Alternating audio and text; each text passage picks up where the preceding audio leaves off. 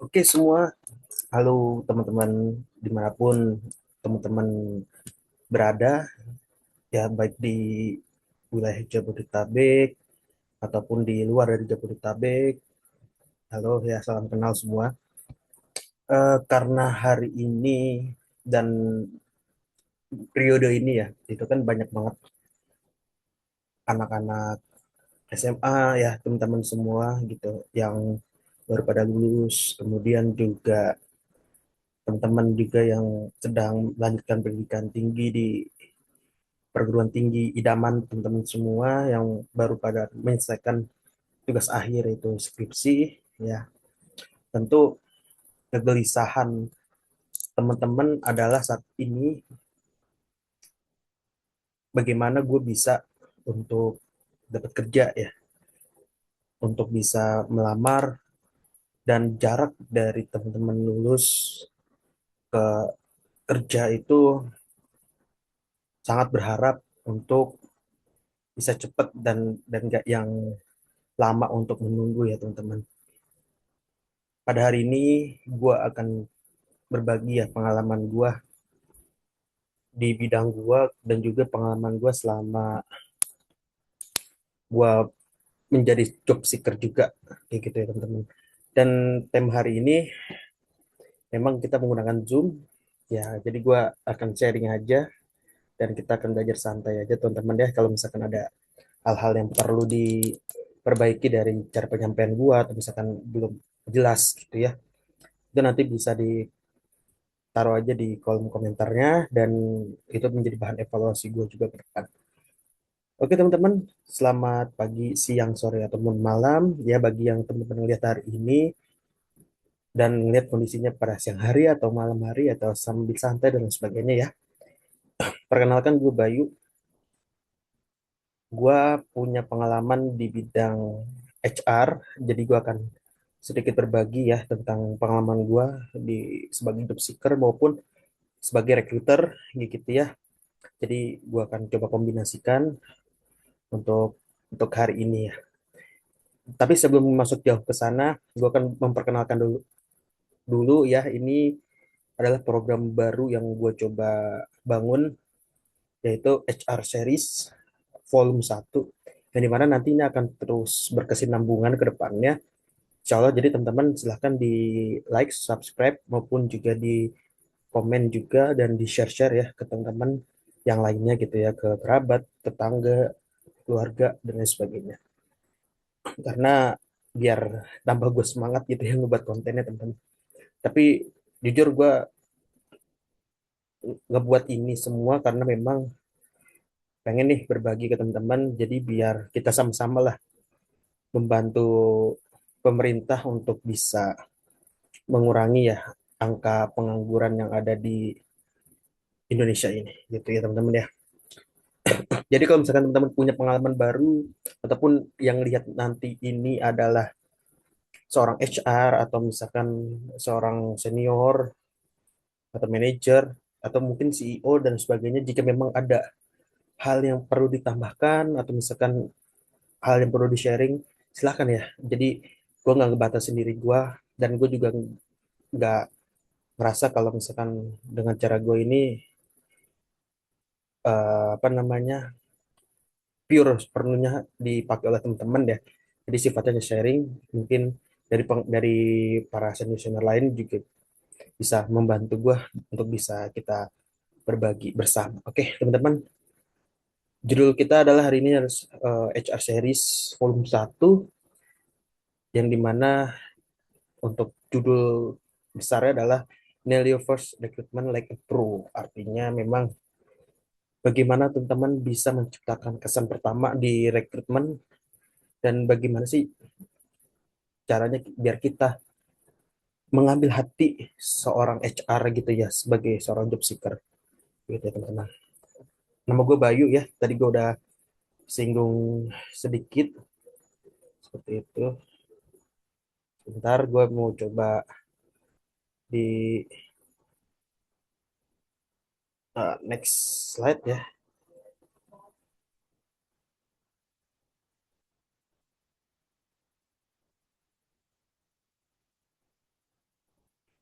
Sebentar ya teman-teman ya, sorry ya, ini karena kita pakai Zoom. Jadi temanya memang ya udahlah ya. Jadi kayak kita belajar SKS saja. Oke, tadi ya gue udah sedikit kenalan teman-teman. Nama gue Bayu. Gue lulusan dari salah satu kampus Islam di daerah Ciputat di UIN Jakarta, dan kebetulan memang untuk pendidikan gue adalah manajemen SDM ya. Jadi memang alhamdulillahnya masih sejalur gitu ya dengan background pendidikan. Dan gue juga punya pengalaman di HR itu juga dibilangnya masih junior ya, jadi nggak yang senior senior banget juga, jadi masih banyak belajar. Dan hari ini gue akan sharing ya tentang pengalaman gue juga di posisi sekarang. Oke, itu perkenalan singkat ya, teman-teman bisa baca di sini ya di kolom slide-nya kayak gitu teman-teman ya. Kita langsung next. Nah, di sini gue coba mau uh, survei dulu ke teman-teman semua yang hari ini atau yang teman-teman nanti lihat video ini tayang di YouTube atau di beranda teman-teman. Di sini tuh lebih banyaknya tingkatannya apa nih yang lihat di video gua? Apakah SMA atau SMK atau S1, D3 ya. Itu teman-teman bisa tulis di kolom komentar gua paling banyak itu apa sih, SMA atau SMK atau S1 atau D3 ya. Kayak gitu. Terus teman-teman juga, gue juga pengen tahu nih, nanti teman-teman silahkan sharing juga ya di grup, sorry, di kolom komentar gitu ya. Itu selama teman-teman lulus ya, dinyatakan lulus ya, mau itu S1, D3 ataupun SMA, SMK, sudah melamar kemana saja atau sudah sebar CV kemana aja, atau udah menghubungi senior siapa gitu ya, itu boleh diceritakan teman-teman atau boleh di-sharing di kolom komentar dia di YouTube ini atau di video yang akan tayang gitu ya. Jadi kita bisa diskusi dan gue pengen tahu juga progres teman-teman juga gitu ya. Oke, sorry guys, agak batuk ya. Nah, teman-teman, ini gue juga sedikit cerita ya. Selama gue menjadi HR dan selama gue menjadi seorang job seeker, itu gue dulu ya, dulu banget, gue banyak banget ngelakuin kesalahan yang gue itu sampai akhirnya lama dapat pekerjaan gitu ya. Karena memang ternyata setelah gue masuk ke dunia HR itu jadi ngerti gitu. Oh dulu kenapa gue ngelakuin hal ini ya? Oh dulu gue kenapa apa namanya? Kenapa gue bisa kayak gini ya gitu ya? Itu yang akhirnya ngebuat kita tuh lama loh dapat kerja gitu ya. Meskipun terlihatnya sepele gitu ya. Tapi beberapa hal yang mungkin nanti gue akan cerita di video kali ini itu sebaiknya dihindari ya teman-teman ya. Karena HR itu ngelihat bagaimana kita, bagaimana cara kita menyampaikan atau memasarkan diri kita itu untuk bisa sesuai dengan apa yang menjadi kebutuhan dari perusahaan itu sendiri. Kayak gitu, teman-teman. Nah, karena kesalahan itu yang mungkin sepele ya. Jadi kita dapat lama kerja kan. Jadi kan akhirnya kita jadi lama nunggu, kemudian juga bad mood ya, akhirnya frustasi sendiri gitu kan, ngerasa oh gua selama ini kuliah, oh selama ini gua kerja sia-sia dong, karena memang ngerasanya adalah kok gue lama ya dapat kerja gitu. Itu hal yang wajar ya teman-teman ya, karena memang tingkat frustasi orang kan itu berbeda ya, macam-macam orang. Ada yang mungkin bisa manage, ada yang mungkin bisa mengaturnya dengan baik gitu ya. Cuman memang mayoritas adalah dia akan stres dengan kok lama dapat pekerjaan, ditambah lagi dengan kondisi kita yang memang susah di negeri ini ya, susah cari kerja gitu ya. Lapangan pekerjaan itu sebetulnya banyak, cuman di antara teman-teman juga mungkin eh, merasa bahwa pekerjaan gue kayaknya nggak cocok nih, ya sesuai passion lah. Nanti gue akan juga cerita kelanjutannya ya. Jadi kayak gitu teman-teman, banyak banyak kesalahan-kesalahan yang akhirnya membuat HR itu menjadi berpikir lagi gitu untuk bisa terima teman-teman gitu ya. Oke, kita akan next ya. Nah, ini penyebab HR jadi lama terima kamu gitu ya. Kita coba, gue akan coba bahas satu persatu gitu ya dari 6 penyebab ini. Dan di video kali ini kan bisa panjang, gue jelasin lebih lebih jelas dan lebih puas juga dari guanya, karena kalau lihat dari PPT memang kayaknya sedikit gitu ya. Nah, kesalahan pertama adalah itu asal lamar gitu ya teman-teman.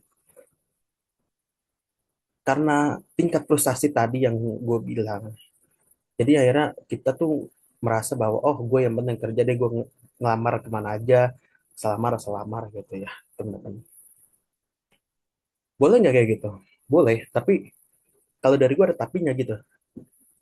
Tapi pastikan ketika teman-teman memang mau asal lamar tadi, pastikan diri teman-teman itu udah sesuai dengan budaya, udah sesuai dengan yang perusahaan cantumkan di dalam lowongan tersebut. Contoh misalkan dalam operator produksi kayak gitu ya.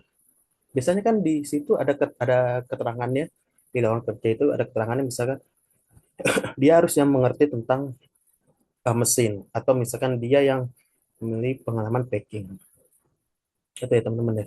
Atau misalkan lagi kayak dia memiliki pengalaman untuk pegang mesin extrude misalkan. Nah itu teman-teman harus bisa memahami gitu ya, untuk bisa baca, paling nggak baca lah inti dari inti dari si loker tersebut gitu ya. Jangan sampai ketika teman-teman asal lamar, teman-teman nggak ngebaca itu, sehingga nanti teman-teman itu jatuhnya malah diabaikan oleh HR gitu kan. Paling nggak ketika teman-teman memang asal lamar, tapi ternyata diri teman-teman itu sesuai kualifikasi dari si perusahaan tersebut, paling nggak itu dilihat teman-teman. Paling nggak itu menjadi pertimbangan dari si perusahaan. Mungkin ada pertanyaan juga, bagaimana yang kalau yang fresh graduate gitu ya, yang dimana memang gue punya pengalaman sama sekali, atau misalkan gue baru lulus nih, gitu. Gimana caranya? Nah, kalau dari gua, ya biasakan kalau misalkan fresh graduate itu, ya ini sifatnya hanya saran ya teman-teman. Jadi teman-teman kalau mau asal lamar, benar-benar asal lamar, tapi dengan fresh graduate, pastikan di lowongan tersebut itu tidak mencantumkan skill khusus. Dalam artian tadi yang sudah gue bilang, ya, minimal bisa pegang mesin extrude. Ya, itu kan skill khusus teman-teman, gitu. Nah, kalau kalau seorang fresh graduate, pastikan dalam lowongan tersebut itu enggak apa ya, tidak mencantumkan yang benar-benar skill khusus tersebut, gitu ya. Hanya mayoritas aja, misalkan kayak minimal pendidikan SMK, atau misalkan mahir menggunakan komputer misalkan, terus bisa packing. Ya packing kan kita bisa packing apapun gitu. Ketika teman-teman bungkus kado misalkan, itu juga packing, termasuk pengalaman packing. Yang dilihat adalah bagaimana teman-teman bisa terbiasa, misalkan kayak nge-packing barang, masukin box dan sebagainya lah, kayak gitu. Kalau misalkan udah tercantum skill khusus di situ, biasanya teman-teman fresh graduate ini itu akan kalah dengan orang-orang yang memang sudah memiliki pengalaman tersebut, sehingga akhirnya kenapa ada istilah ya percuma gitu, apa namanya, ngebuka lowongan kerja tapi minimal yang dicari adalah yang pengalaman 2 tahun dan sebagainya kayak gitu kan. Biasanya kendala kita adalah seperti itu. Kalau saran gua, kalau emang asal teman-teman mau asal lamar ya it's okay gitu, tapi harus pastikan juga harus sesuai dengan kemampuan dari teman-teman semua gitu. Kalau misalkan fresh graduate, pastikan juga dalam lowongan tersebut tidak ada skill, tidak tidak menyatukan skill khusus ya, kecuali kalau memang perusahaan tersebut mau untuk bisa um, melatih si fresh graduate tersebut. Tapi jarang sih teman-teman ya. Ini harus gue menyampaikan apa adanya ya teman-teman ya. Tapi perusahaan tuh jarang untuk bisa uh, mau langsung mau dari awal, tapi dia maunya biasanya langsung setengah jadi atau misalkan memang sudah matang gitu ya. Nah makanya ini pesan buat fresh graduate, usahakan melihat dari lowongan kerja itu jangan melamar posisi yang memang dia mencerminkan skill khusus, karena pasti teman-teman bakalan kalah dengan orang-orang yang memang sudah punya pengalaman, dan itu harus diakuin gitu kan. Memang ini agak agak sedikit kontroversi ya, tapi ini menjadi evaluasi juga buat teman-teman semua gitu ya. Tuh itu yang asal alamat pertama ya. Yang kedua, dokumen tidak lengkap atau rapi. Nah ini yang sering banget kejadian teman-teman kayak gitu ya. Dan gue juga dulu berpikir adalah, ngapain rapi-rapi, ngapain apa namanya harus di staples, harus diurutin kayak gitu ya. Karena gini teman-teman, ketika teman-teman eh, rapi gitu ya dari sampulnya, itu biasanya HR itu sudah melihat karakter dari teman-teman gitu. Kalau misalkan teman-teman aja misalkan ngebawa lamaran ya ke pabrik, biasanya kan ada yang naruh-naruh dokumennya di security gitu kan, atau misalkan ada yang nitip ke karyawan yang sudah bekerja di situ. Terus misalkan teman-teman datang sendiri ketika memang ada walk interview atau ketika ada undangan interview dan sebagainya ya. Nah itu pastikan dokumen itu dalam keadaan rapi teman-teman. Kalaupun memang harus ditaruh di tas, pakai tas, taruh di tas yang rapi dalam posisi tidak terlipat ya. Jadi kan kalau misalkan kalian bawa map coklat ya, itu jangan kalian lipat gini, jangan kalian lipat, tapi posisikan map itu tetap dalam kondisi aslinya. Artinya memang harus lurus gitu kan. Karena kalau misalkan teman udah ngelipet di awal, itu pasti dalam si mapnya itu atau amplop coklatnya itu pasti akan ikut kelipet juga, dan itu biasanya kelihatan gitu. Oh orang ini nggak rapih gitu. Oh orang ini asal aja gitu. Yang penting gue datang lamar, interview dan selesai. Gitu kan. Itu itu untuk ketidakrapihan ya. Yang kedua, bentuk ketidakrapihan lagi apa? Misalkan contoh, ketika teman-teman bawa berkas, ya itu usahakan dalam kondisi yang udah di strapless, atau misalkan minimal kalau emang teman-teman nggak mau di strapless, merasa bahwa kayaknya nggak rapi nih di strapless, atau misalkan etika gitu ya, itu teman-teman bisa pakai klip ya. Teman-teman lebih aja klip yang kecil yang warna putih tuh di fotokopi biasanya tuh ada, itu pakai aja klip itu. Atau kalau misalkan mau pakai klip yang binder klip itu juga nggak apa-apa, yang penting tersusun rapi dan tidak tercecer. Khawatir ya kalau misalkan teman-teman nggak pakai klip atau misalkan nggak pakai strapless kayak gitu ya, itu malah jadinya ambalaya kalau kata orang Tangerang ya Mbak ya, ambalaya gitu. Jadinya yang tadinya udah rapi terus nggak pakai klip, jadinya si fotokopi KTP-nya di paling bawah, fotonya kemana, terus CV-nya kemana kayak gitu kan, jadinya kurang enak gitu ya ketika dibuka kayak gitu teman-teman. Kemudian dokumen tidak lengkap itu seperti apa? Nah ini gua salah satu orang yang memang bertolak belakang ya dengan statement di mana kalau misalkan baru hanya proses interview itu bawa aja CV dan lain sebagainya. Kalau gua menyarankan, sangat amat menyarankan, teman-teman bawa aja dokumen lengkap gitu. Fungsinya buat apa? Fungsinya adalah buat kita melihat sebenarnya karakter, atau bukan karakter ya, lebih ke kesiapan dari teman-teman semua gitu. Karena kalau misalkan cuma bawa CV ya, kita bingung gitu untuk melihat background keluarganya, kemudian juga background pendidikannya gitu kan, background dari pengalaman sebelumnya itu seperti apa, dari paparinya dan sebagainya kayak gitu. Jadi itu bisa menjadi pertimbangan lain loh teman-teman kalau misalkan kalian itu bawa dokumen lengkap. Bisa jadi yang awalnya memang hanya apa menjadi pertimbangan dari si HR ketika teman-teman ngasih dokumen yang lengkap, ngebaca lagi ternyata memang oh oke nih gue masih punya nilai yang lain gitu. Karena kalau gue pribadi ya, kalau ketika si apa namanya pada saat interview ketika si kandidat itu cuma bawa CV, ya gue terfokus ke CV aja gitu.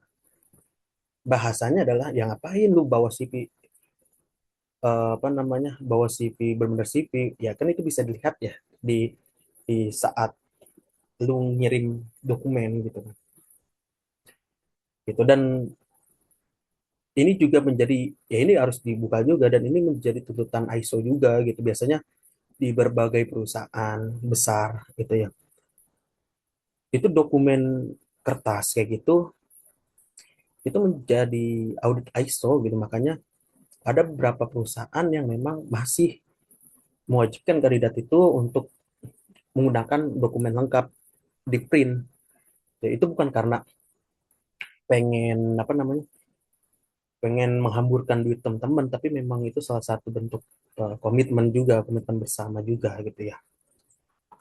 Gue izin minum ya jadi kita santai aja hari ini.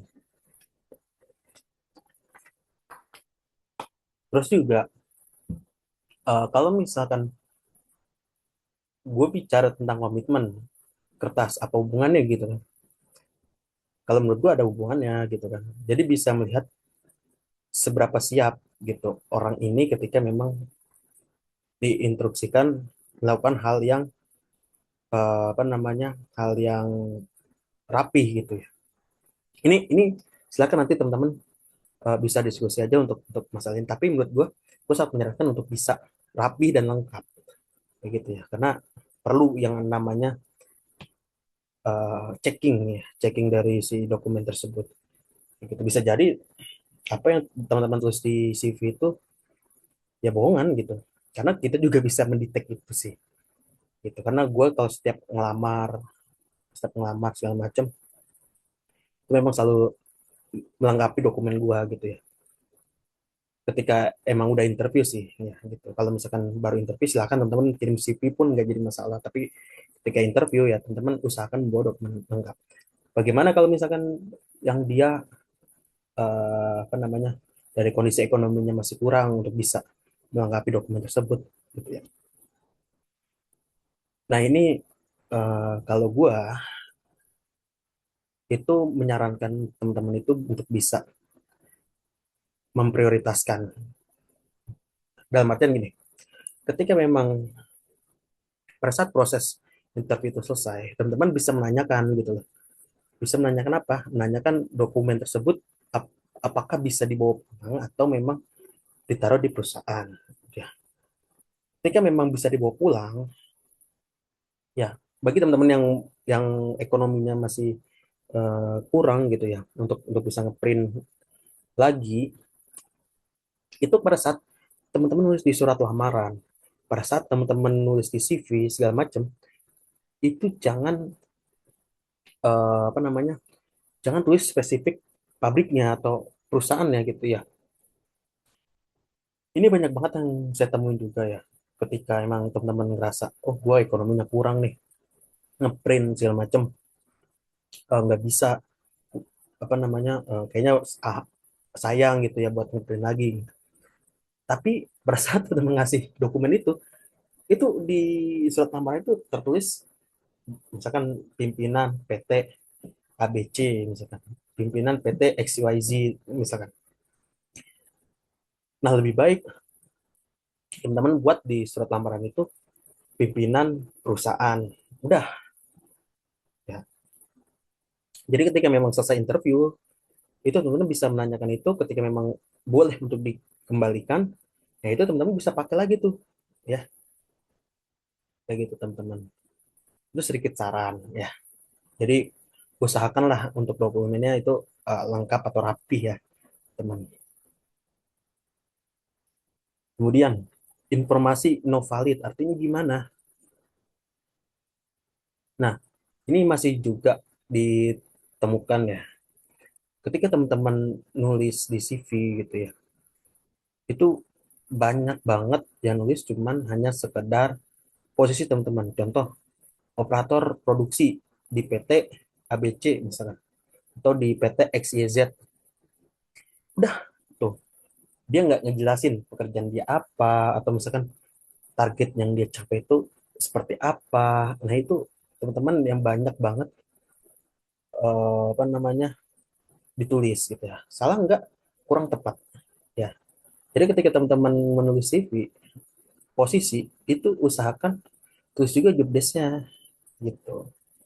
Karena kalau misalkan kayak menggunakan sistem ATS atau misalkan menggunakan Glints dan sebagainya itu biasanya langsung kedetek tuh ya oleh HR. Biasanya dia menyantumkan kata kuncinya. Contoh misalkan untuk posisi admin, misalkan menginput, dia masukin kata kuncinya input. Terus juga kata kunci lainnya misalkan kayak mengkoordinasikan atau koordinasi, komunikasi, misalkan tiga, tiga kata kunci. Nah, tapi pada saat teman-teman cuma mencantumkan menjadi admin di PT ABC atau di PT XYZ, tapi nggak ada job desk yang teman-teman tulis, itu bakalan dari sistem itu bakalan, wah, urutannya itu bakal jauh gitu. Nah, kalau di Glints pun sama atau di job street itu sama juga gitu ya. Jadi bakal urutannya bakalan ketimpang. Jadi usahakan teman-teman tulis juga tuh pekerjaannya waktu itu ngapain gitu kan. Kalau perlu kasih target yang pernah dicapai itu kasih aja gitu. Misalkan untuk posisi sales dan marketing, menjual dan mendapatkan omset 20% dari tahun sebelumnya misalkan. Nah itu nggak apa-apa tuh teman-teman cantumkan. Dan itu lebih baik dibanding teman-teman hanya kosongan mencantumkan posisi saja gitu ya. Atau biasanya ada juga yang dia hanya mencantumkan posisinya aja. Misalkan kayak sales marketing, terus juga operator produksi, kemudian packing, kemudian quality control dan sebagainya di CV-nya. Tapi nggak menuliskan nama PT-nya tuh, itu sering banget yang akhirnya gue jadi mikir, ini orang beneran kerja apa enggak gitu ya. Karena dari pengalaman gue itu, ketika cuma menuliskan itu, ya kita bingung gitu. Ini di pabrik apa, atau misalkan ini di industrinya tuh apa. Karena di dalam ketika kita menuliskan lowongan kerja gitu ya, itu kan biasanya kita ada yang mencantumkan misalkan berpengalaman di manufaktur makanan atau misalkan pengalaman di F&B dan sebagainya. Tapi kalau misalkan cuma teman-teman tulis sales dan marketing tanpa menuliskan nama PT, itu bingung gitu. Ini industrinya apa? Kayak gitu. Dan itu teman-teman tulis juga nama PT-nya. Jangan malu gitu ya. Kalau memang teman-teman pernah kerja di tempat tersebut ya jangan malu untuk dituliskan gitu. Ya, teman-teman ya. Itu perlu menjadi pembahasan juga ya buat teman-teman ke depannya. Seperti itu. Kemudian spam. Nah, ini sering banget ya. Siapa di sini yang sering banget nge-spam email yang sama atau nge-spam WhatsApp atau nge-spam alat komunikasi lainnya ya, media komunikasi lainnya ya, atau di Instagram dan sebagainya. Ini jangan spam teman-teman ya. Jika misalkan HR itu nggak merespon ya, atau misalkan si rekruter itu nggak merespon, teman-teman bisa follow up lagi tuh di hari berikutnya atau misalkan 2 hari berikutnya. Jangan di hari yang sama. Ya, keseringannya adalah ketika teman-teman misalkan ngelamar, misalkan dapat informasi nih dari Facebook, biasanya lebih banyak orang-orang yang mencari kerja itu lewat Facebook ya. Ketika teman-teman mendapatkan informasi tentang lowongan kerja dan tercantum WhatsApp di situ, ya teman-teman langsung tuh kirim ya CV beserta body note-nya kalau di email ya, atau di WhatsApp itu ya captionnya lah. Tuh. Jangan teman-teman, ini kebiasaan juga nih ya teman-teman ya, harus dihindari ya. Kebiasaan kita adalah ketika misalkan kita dapat apa namanya, info lowongan kerja di Facebook atau misalkan dari rekomendasi teman kita, itu teman-teman biasanya cuman P, masih ada nggak loh, kan kita baru ngepost nih, ya kita baru ngepost nih, ya pasti masih ada dong gitu kan. Maksud gua ketika emang baru di post ya, itu udah otomatis pasti ada. Nah, harapan kita adalah teman-teman tuh ketika memang sudah melihat iklan tersebut ya langsung kirim CV beserta captionnya, atau kalau mau kirim CV, kirim CV aja deh gitu kan. Kayak gitu teman-teman. Ketika memang si HR itu belum ngebaca atau memang belum ngebales, jangan di spam. Biasanya ini gue banyak banget kegelisahan sebetulnya sih. Itu ya.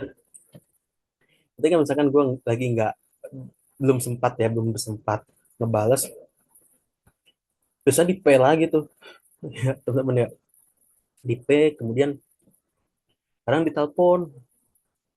Nah ini kalau kalau gue sebenarnya nggak jadi masalah, cuman ada beberapa HR yang dia agak sedikit risih, yang akhirnya menjadi masuk ke dalam tahap penilaian kayak gitu. Itu poin yang harus teman-teman pahamin. Kemudian selain memang bahan penilaian itu, ketika teman-teman nge-spam ya, kita itu biasanya akan memproses, akan ngebahas itu dari paling bawah.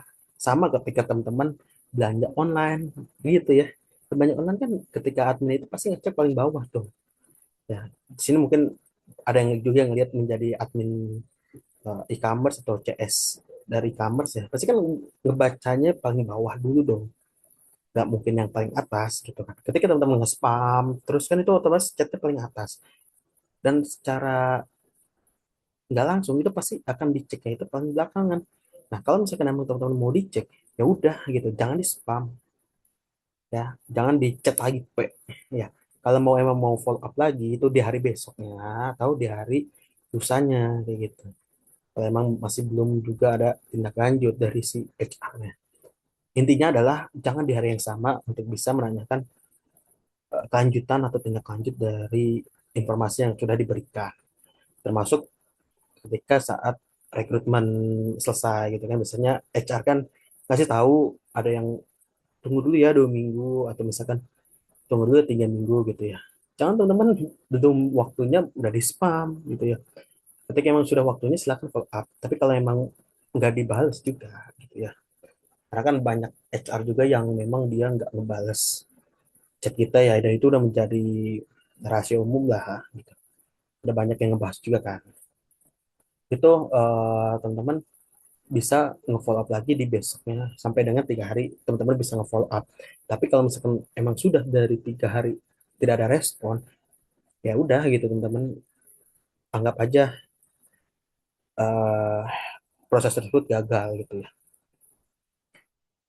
Kemudian jangan bohong ya, ini yang poin kelima ya. Jangan pernah bohong teman-teman. Ketika teman-teman bohong di CV itu pasti kelihatan gitu ya. Misalkan teman-teman pernah pengalaman menjadi seorang sales di perusahaan Unilever misalkan. Nah, ketika kita ngelihat ternyata wah ini kayaknya enggak deh gitu kan. Itu pasti bakal ketahuan pada saat interview gitu. Pasti bakal ketahuan juga saat memang, kalau memang kelolosan benar kelolosan ya, pada saat bekerjanya gitu. Karena dari pengalaman gua juga, ketika gua ngebaca CV yang emang dia benar-benar pernah kerja di situ dan dia hanya merekayasa juga, itu pasti ada bedanya dari cara penulisannya dia, dari cara dia menggambarkan pekerjaannya di CV itu dalam hal penulisan dan sebagainya, itu pasti beda rasanya gitu. Dan gue nggak mau ngasih info itu ke eh, info lebih detailnya ke teman-teman semua gitu, karena itu menjadi dapur dari HR ya kayak gitu teman-teman. Jadi jangan pernah bohong, jujur aja kalau emang belum nggak pernah kerja di situ, ya bilang aja nggak pernah gitu ya, jangan ditulis-tulis. Karena biasanya ada juga HR yang dia sampai dengan background checking. Khawatir ya ketika teman-teman berbohong di CV itu dan pada saat background checking malah jadinya mempersempit peluang teman-teman untuk bisa mendapatkan pekerjaan, kayak gitu ya teman-teman. Kemudian yang terakhir, ya jangan expect apapun terlalu tinggi gitu ya teman-teman. Ini juga, ya gua ini kita akan membahas sedikit kontroversi, dan ini gue menyampaikan dari pengalaman gue menjadi job seeker dan juga eh, seorang HR ya. Gue disclaimer dulu, semua orang pasti punya target masing-masing, semua orang pasti punya kebutuhannya beda-beda gitu ya, dan punya pengalaman yang beda-beda gitu ya, dari segi pekerjaan dan lain sebagainya gitu ya. Untuk job seeker yang memang sifatnya masih fresh graduate, gue bahas fresh graduate dulu teman-teman. Ketika teman-teman fresh graduate, ya belum ada pengalaman kerja, belum pernah merasakan kerja yang profesional, ya pesan gua teman-teman itu jangan berekspektasi yang terlalu jauh. Ya artian gimana? Gini teman, memang di pemerintahan, di peraturan perundang-undangan tentang tenaga kerjaan itu memang tertulis adalah gaji itu kan minimal adalah UMK gitu kan, UMK setempat lah. Tapi teman-teman juga harus memahamin bahwa para pengusaha gitu ya, para apa namanya, owner-owner yang mau ngasih pekerjaan itu nggak semuanya mampu untuk bisa memberikan UMK gitu ya. Ini disclaimer juga buat teman-teman semua. Kalau misalkan teman-teman fresh graduate berharap teman-teman itu mendapatkan gaji tinggi, ya sudah pasti peluang untuk lolosnya sangat kecil. Kenapa? Pertama, ya yang tadi gue udah disclaimer ya, karena memang nggak semua perusahaan itu mampu untuk bisa membayar apa namanya, gaji tinggi ya gitu ya, atau misalkan minimal UMK gitu.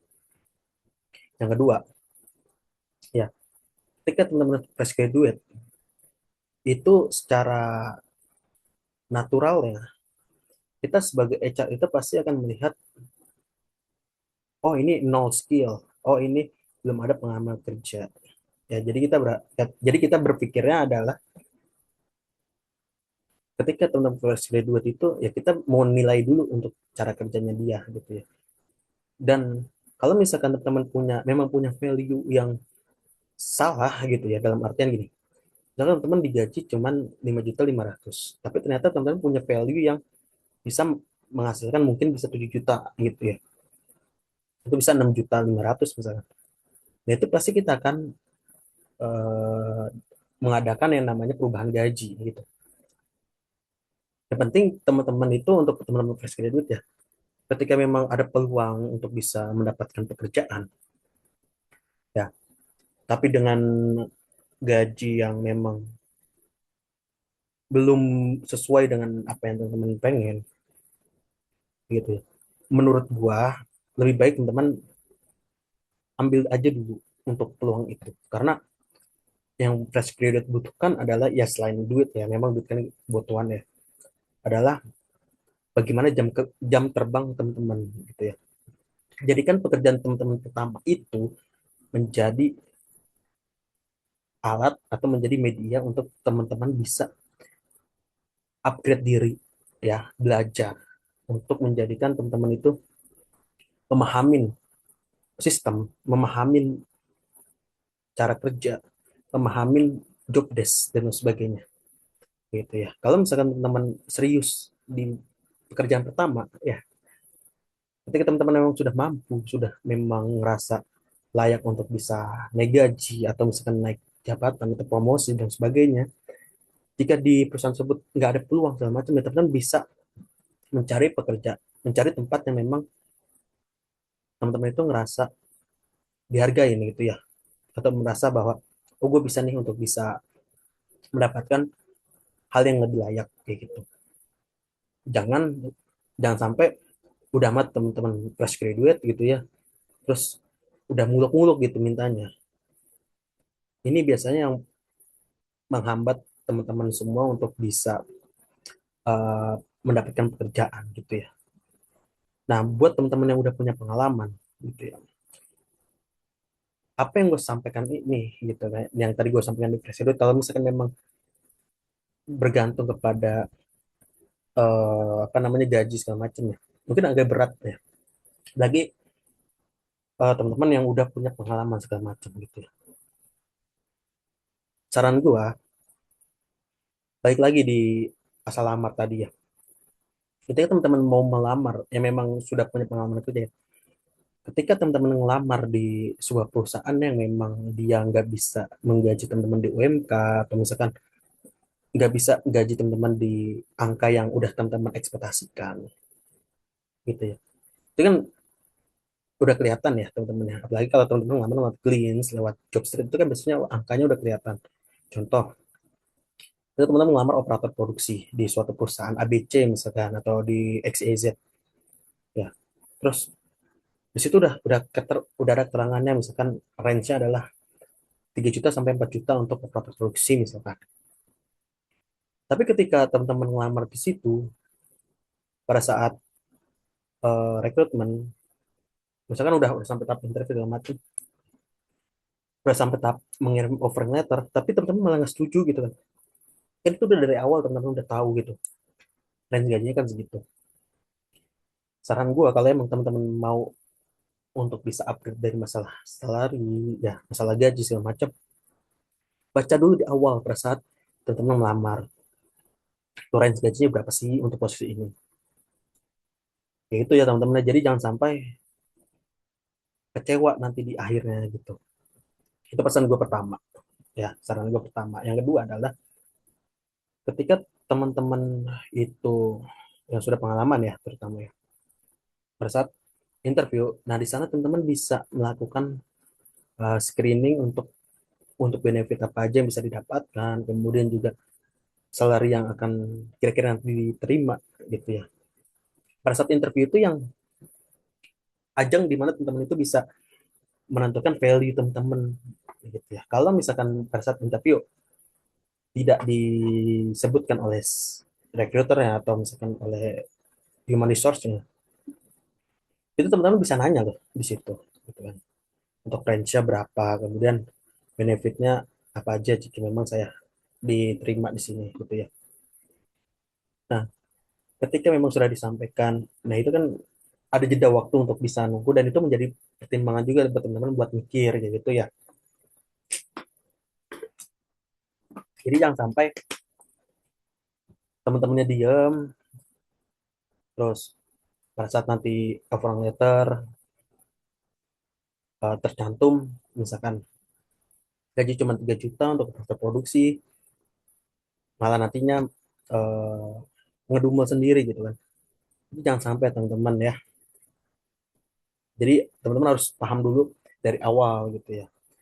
Dan yang terakhir saran gua ya, jika memang udah kepepet banget, ya harus menafkahi keluarga gitu kan, harus ngasih makan dan lain sebagainya, anak harus sekolah gitu ya.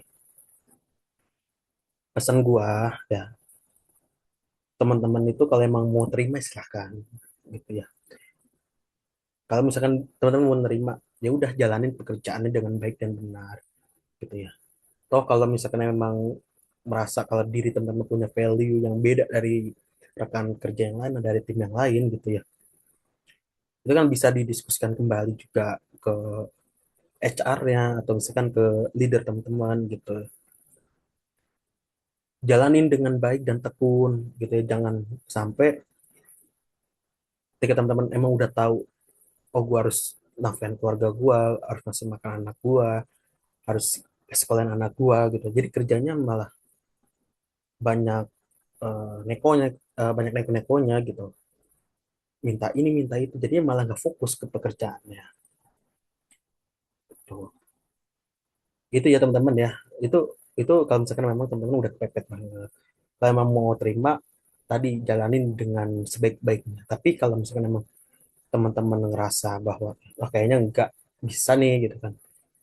Teman-teman cari yang perusahaan memang layak untuk teman-teman di situ gitu ya. Jadi biar ada apa ya, rasa sama-sama mengenakan aja gitu, simbiosis mutualisme. Dari perusahaan juga enak dapat tenaga kerja yang memang kompeten gitu ya, dan dari kita sebagai karyawan pun bisa mendapatkan gaji yang layak kayak gitu ya. Itu teman-teman ya. Keenam ini gue harap teman-teman itu bisa mengambil ya hikmah dari apa yang gue sampaikan kayak gitu. Nah, next nih ya, sefruit nih, sebuah ya, biasalah kita menggunakan bahasa-bahasa yang santai aja ya. Sefruit tips biar bisa bikin rekruter tertarik sama kamu. Nah, ini hanya kecil-kecilan aja ya teman-teman. Sebenarnya ini udah banyak di Google yang eh membahas untuk masalah ini. Banyak juga profesional-profesional yang lain yang juga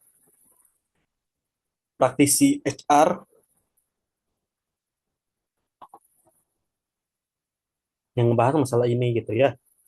Jadi teman-teman bisa baca banyak referensi. Nah, kalau dari gua itu pertama, gunain CV itu sesuai dengan perusahaan yang kamu lamar atau yang udah lamar lah. Lu nggak bisa menggunakan CV yang didesain sebegitu hebohnya. Dalam artian biasanya kan teman-teman ngedesain CV lewat Canva atau misalkan dibuatkan temen gitu ya. Itu nggak bisa tuh sembarangan dipakai gitu ya. Jadi teman-teman harus tahu dulu bidang yang teman-teman lamar tuh perusahaannya apa gitu ya. Contoh, ketika teman-teman berat ngelamar di perusahaan manufaktur, itu saran gua teman-teman jangan pakai CV yang didesain-desain sedemikian rupa atau lewat Canva gitu kan. Itu jangan pakai itu.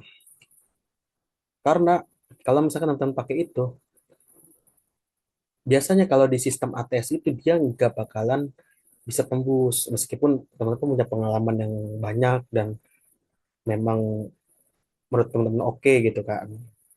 Itu nggak bakalan bisa tembus di ATS-nya atau di sistemnya. Nah, usahakan ketika memang melamar di manufaktur atau perusahaan-perusahaan yang cara kerjanya itu memang formal dan terkesan kaku, itu pakainya ATS teman-teman. Tapi kalau misalkan teman-teman pengen bekerja itu, misalkan dulu pada nih pengen kerja di dunia kreatif, di agensi, gitu kan, atau di perusahaan yang memang dia sifatnya adalah santai, gitu ya. Itu teman-teman bisa tuh pakai yang di desain-desain itu, gitu ya. Justru dengan teman-teman menggunakan desain-desain itu, biasanya kalau misalkan yang di perusahaan-perusahaan kreatif, itu dia akan melihat gitu, sekreatif apa sih lu pada kalau ngebuat desain-desain itu. Kayak gitu teman-teman. Jadi bedain tuh antara CV teman-teman ngelamar dengan di manufaktur dan juga di ya, kreatif. Ya, jangan sampai satu CV dipakai semua atau di geng-beng ya. Jangan sampai ya teman-teman ya. Terus kemudian untuk penggunaan foto ya di CV itu gimana, kalau saran gue sih, gue ketika teman-teman ngirimnya pakai yang didesain ya atau yang CV kreatif, itu silahkan pakai foto yang memang ngebuat CV kamu semakin tertarik gitu ya. Contoh, jangan terlalu formal juga, tapi yang memang semi formal jatuhnya. Bisa bergaya menggunakan jas atau misalkan yang memang kamu ada foto sedikit santai gitu ya, nggak kaku-kaku banget, itu bisa dipakai. Kalau misalkan di CV atas gimana? Kalau gue biasanya nggak pernah pakai foto kalau untuk di ATS gitu. Ada CV-CV yang sifatnya untuk di manufaktur. Biasanya foto akan gue cantumkan di dalam dokumen yang berbeda. Tapi kalaupun misalkan teman-teman mau pakai foto, silahkan pakai foto yang formal ya, jangan yang selfie atau jangan yang lagi di gunung. Nah, ini banyak banget nih yang gue temuin, itu orang-orang pakai foto tapi posisinya lagi di gunung tuh, gimana nih. Iya, ada juga yang dia ngelamar pakai foto yang dia misalkan lagi selfie gitu ya. itu mengurangi profesional teman-teman semua gitu. Ya jadi teman-teman harus bisa menyesuaikan CV-nya gitu ya. Yang kedua adalah saat melamar tunjukkan antusias kamu ya. Lu pada nih kalau ngelamar jangan lu beban-beban yang lu ada itu yang lu bawa pada saat lu datang gitu. Apalagi pada saat work interview ya. Ya kita tahu ya semua orang punya beban nih masing-masing gitu. Tapi ketika beban teman-teman itu dibawa, itu nanti hawa atau vibes dari diri kita itu bakalan ketular ke yang lain gitu loh. Contoh misalkan gue lagi ada masalah nih dengan keluarga di rumah. Ketika gue bawa interview, itu pasti vibes di ruangan interview lu bakalan jelek juga. Usahakan ketika memang mau ngelamar atau misalkan lu emang mau datang interview dalam keadaan yang udah seger, dalam keadaan yang udah dilupain dengan pemikiran itu dulu gitu. Misalkan bisa lu pada saat berangkat bisa lu pakai headset gitu ya. Atau misalkan sebelum lu masuk ke ruangan interview lu bisa buka apa namanya aplikasi yang memang bisa lu buat ketawa atau bisa lu baca-baca buku yang memang lu bisa refresh dan sebagainya sih. Ya, jadi harus keadaan refresh dan harus keadaan yang memang lu bisa perform ya pada saat interview atau misalkan pada saat lu melamar gitu ya. Jadi tunjukkan antusias. Itu pertama. Yang kedua adalah teman-teman tuh harus lu pada nih kalau ngelamar ke perusahaan, lu harus harus nguasain dulu gitu. Minimal lu tahu perusahaan itu bergerak di bidang apa. Jangan sampai lu ngelamar tapi lu nggak tahu perusahaan itu bergerak di bidang apa. Sama aja lu kayak lu mau beli eh, makanan nih ya, tapi lu nggak tahu makanan yang lu beli ini bakalan bisa buat lu kenyang apa enggak gitu ya. Jadi harus tahu dulu minimal basic lah. Ya contoh, lu ngelamar di PT XYZ. Nah, XYZ ini lu pelajarin inti dari perusahaan itu bergerak di bidang apa. Misalkan dia bergerak di bidang manufaktur makanan, misalkan. Produknya apa, tapi harus tahu dulu gitu. Jadi jangan sampai pada saat interview, lu pada nggak tahu gitu produknya apa. Ya kan? Kalau misalkan paling nggak kalau tahu basicnya, lu jadi ngerti gitu. Nanti kalau misalkan emang lu udah diterima, lu jadi ngerti kerjaan lu itu bakalan kayak gimana ke depannya gitu ya. Jadi harus antusias, harus penuh semangat gitu, jangan lemes gitu ya. Kemudian perbanyak upgrade diri, ikuti pelatihan atau magang ya teman-teman. Nah ini di luar dari proses ya, di luar dari proses interview atau rekrutmen. Jadi teman-teman terutama yang masih fresh graduate atau misalkan yang masih semester akhir gitu ya, itu banyakin tuh pelatihan-pelatihan ya, magang-magang banyakin. Organisasi gimana gitu, banyak banget yang nanya organisasi gimana. Organisasi itu silahkan lu ikutin, tapi cari yang menjadi apa namanya cita-cita yang lu bakalan lanjut gitu setelah lu lulus kuliah gitu ya, atau lulus sekolah. Contoh gimana, misalkan lu pengen menjadi seorang PR di salah satu perusahaan besar misalnya. Di PR itu apa sih yang dibutuhin sebenarnya? Komunikasi kan, gitu kan.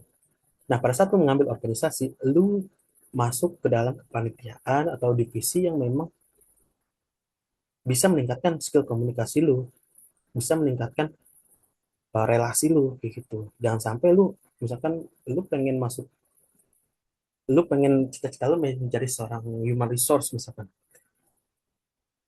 Tapi ternyata pada satu organisasi ya di apa namanya di kampus lu gitu. Malah lu masuknya ke dunia marketing gitu kan. Jadinya bagus, organisasi bagus ya. Jadinya malah terkesannya tuh apa nih keunggulan yang bisa gua ambil di diri lu gitu kalau misalkan lu dalam organisasi gitu. Saran gue tetap ya lu ikut pelatihan dan magang gitu ya. Gitu. Pelatihannya sesuai dengan apa yang bakal lu lakukan gitu ya setelah lulus kuliah atau lulus sekolah. Contoh misalkan lu pengen memperdalam atau pengen lu berkarir di dunia IT dan programmer misalkan, lu bisa ikut pelatihan tuh, misalkan program gitu kan, programmer, terus misalkan di IT-nya, atau misalkan lu mau di websitenya, misalkan lagi lu mau ikut ngambil pelatihan di UI UX-nya, banyak lah. Terus di dunia HR misalkan, lu bisa ngambil sertifikasi, di sana ada BNSP ataupun yang non BNSP pun menjadi masalah gitu. Misalkan lu mau ngambil eh, staff HR, atau misalkan administratifnya, atau misalkan lu mau meningkatkan diri lu menjadi supervisor HR dan sebagainya, terus silakan lu ikutin pelatihan-pelatihan kayak gitu, karena itu akan menunjang diri lu ya, diri lu untuk bisa lebih satu langkah lebih ke depan daripada teman-teman yang lain gitu ya, dan biasanya menjadi nilai unggul juga bagi perusahaan gitu. Tapi saran gua, kalau emang lu mau berkarir di dunia HR, lu ngambil K3 gitu ya, karena K3 itu dia yang sering banget dibutuhkan oleh perusahaan gitu ya, dan selain dibutuhkan banget biasanya gajinya juga gede-gede gitu. Jadi kalau lu mau benar-benar fokus ke HR, ya silahkan nanti ke Kemenaker, atau Kemenaker K3 ya, sorry, Kemenaker doang lah, ini lembaga ya, atau lu mau ngambil TOT-nya gitu ya, bagian trainer-trainernya, lu bisa ambil itu kalau emang mau fokus memperdalam di dunia HR, atau misalnya lu mau ngambil human resource umumnya, ya silahkan gitu. Yang ikut-ikut pelatihan kayak gitu lah. Jadi biar lu tahu ilmu ilmu dasar ya sebelum lu akhirnya praktek di lapangan. Magang lu biar tahu dunia kerja tuh seperti apa sih, terus cara komunikasi tuh yang baik tuh kayak gimana nih. Ini kan udah beda ya antara komunikasi lu di sekolah atau di kampus atau di organisasi lu selama lu kuliah atau sekolah ya di SMA, dengan masuk ke dunia kerja itu tentu beda cara komunikasi lu ke direktur atau ke manajer atau ke antar sesama teman kerja gitu kan. Dan setiap orang itu kan punya caranya tersendiri untuk bisa ngobrol dengan dirinya gitu. Itu juga harus lu pelajarin juga.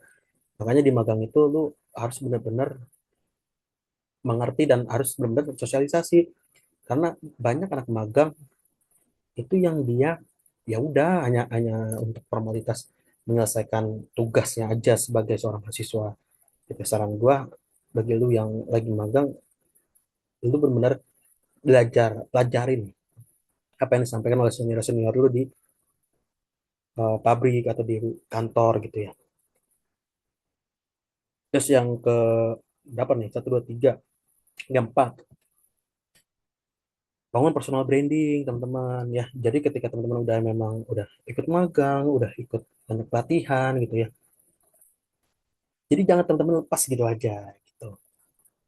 Ibarat nih ya teman-teman, teman-teman pengen ngebuka apa namanya, teman-teman pengen ngebuka bisnis atau pengen ngebuka suatu usaha ya, itu teman-teman jangan ngebuka doang, pasti kan perlu ada yang namanya pemasaran ya, perlu ada yang namanya iklan-iklan. Nah sama ketika lu mau bekerja gitu ya, teman-teman udah punya modal nih, udah punya pelatihannya, udah punya sertifikatnya, udah punya pengalaman magangnya. Teman-teman kalau cuma dilepas gitu aja, bagaimana seorang HR di perusahaan-perusahaan itu bisa tahu teman-teman itu ada apa namanya, keberadaan teman-teman itu di dunia itu ada gitu.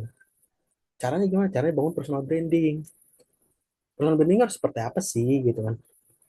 Personal brandingnya lagi-lagi ke teman-teman gitu. Teman-teman tuh pengen kenalin diri teman-teman ke luar itu seperti apa? Apakah seorang pembicara, atau seorang model, atau misalkan seorang HR profesional atau praktisi HR, atau misalkan seorang programmer. Itu bangun teman-teman personal branding. Untuk platformnya apa aja yang bisa digunakan, banyak teman-teman ya. Sosial media bisa, kemudian di LinkedIn atau di Instagram ya, Instagram, LinkedIn atau di TikTok bisa ya. Kalau misalkan teman-teman punya platform lain yang bisa digunakan, ya itu bisa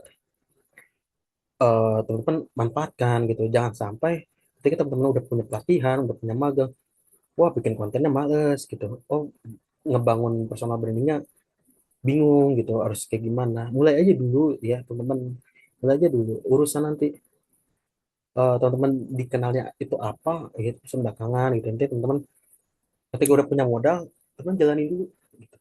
Jangan dilepas gitu aja. Kalau misalkan teman-teman dilepas ya sama aja ya dari pelatihannya. Teman udah punya pelatihan seorang ketiga, tapi teman-teman nggak bangun untuk personal branding teman-teman sebagai orang ketiga, kayak gitu itu kan apa namanya sayang aja ya gitu. Terus yang terakhir nih, ini juga masuk baik lagi masuk ke dalam proses. Pada saat teman-teman diundang untuk interview, teman-teman tuh harus percaya diri. Percaya dirinya apa? Dari kemampuan teman-teman, kayak gitu. Ketika teman-teman diundang interview, artinya kan teman-teman terpilih menjadi salah satu yang terbaik di antara yang baik gitu kan. Ketika teman-teman udah masuk tahap interview, ya teman harus pede gitu. Banyak yang saya temui kayak banyak yang gue temuin ketika interview itu mereka jadi nggak pede karena ngelihat saingan gitu kan. Biasanya kan kita kan kalau misalkan lagi interview kan suka ngobrol ya dengan kandidat-kandidat lain gitu kan. Pada saat interview jadinya malah insecure insecure sendiri gitu kan. Nah itu jangan sampai teman-teman percaya diri aja dengan kemampuan teman-teman gitu. Kalau emang teman-teman punya value sendiri, punya nilai sendiri untuk bisa membantu perusahaan tersebut, ya itu lakukan aja gitu. Percaya diri jawab setiap pertanyaan yang memang diajukan oleh seorang HR atau recruiter. Tuh.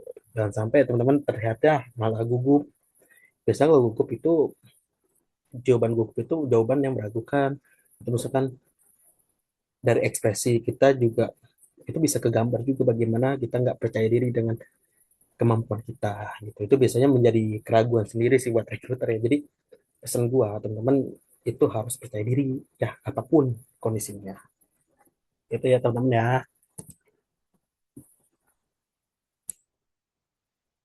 Nah, itu tadi pemaparan gue yang terakhir ya. Jadi pesan gue teman-teman, apapun yang teman-teman lakukan dan apa yang gue sampaikan tadi, ya silahkan kalau emang ada yang bisa nyangkut ke teman-teman, dipakai deh. Atau kalau misalnya teman-teman punya tips-tips lain, ya silahkan di-share aja nih di kolom komentar gitu ya. Karena kita sama-sama berbagi, sama-sama kita eh, apa yang kita punya ya kita bagikan aja gitu. Dan thank you ya buat teman-teman yang sudah melihat video ini ya semoga apa yang gua sampaikan ini bisa menjadi opsi bagi teman-teman semua ya karena di sini gua taruh sebuah quotes yang gua buat sendiri ya setiap perjalananmu saat ini percayalah ya menikmatinya bukan kamu sorry setiap perjalananmu hari ini ya percayalah yang menikmatinya itu kamu bukan orang lain pede aja lah kawan gitu ya jadi apapun yang lu lakuin hari ini ya apapun yang lu lakukan saat ini minggu ini ya tahun ini itu yang nikmatinya lu gitu lu jangan sampai lu yang menikmati hidup lu tapi lu denger orang lain lu jangan sampai kayak gitu ya teman-teman ya tapi lu harus pede dengan apa yang lu jalanin ya itu dari gua semoga bisa memberikan manfaat terima kasih ya selamat pagi siang malam ya teman-teman semua bye